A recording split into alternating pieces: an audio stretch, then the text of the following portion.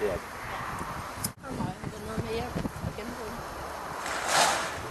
Det måtte man i gamle dage på lossepladsen, men det må man ikke gøre.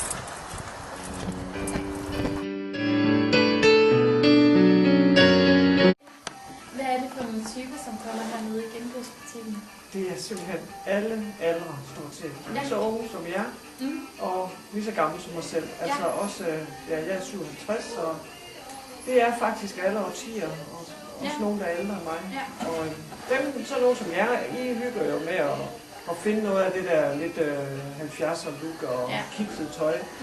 Og dem på min egen alder, de går meget herinde for at genopleve egentlig, hvordan man... Nej, så vil jeg have min mor, og så vil jeg have min mormor. Og, så det er sådan lidt nostalgi for dem, der går herinde. Er det sådan nogle specielle typer, som kommer og handler, eller er det helt almindelige sådan mennesker? Det er det faktisk. Det er helt bredt. Og vi har jo også nogle mænd, altså vi har jo lidt herretøj, men ikke så mange mænd. Og dem, der er her, de er jo tit på slæb med kærester og koner. Men vi har også mænd, der kommer ind og handler. For eksempel en ung fyr på 30 år i sidste uge, der købte en af tæpperne, sådan en røde tæppe, som han skulle hjælpe kæresten med. Jeg synes, det var så sejt. Så det er mest sådan tøj, de kommer og handler herinde? Ja, det er, altså hvis man skal sige sådan over en uge, hvad vi sælger mest af, helt klart tøj.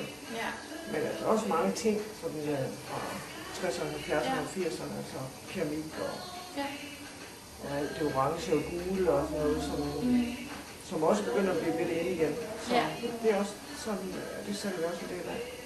Strikkede tæpper og hæklede tæpper og puder og sådan noget.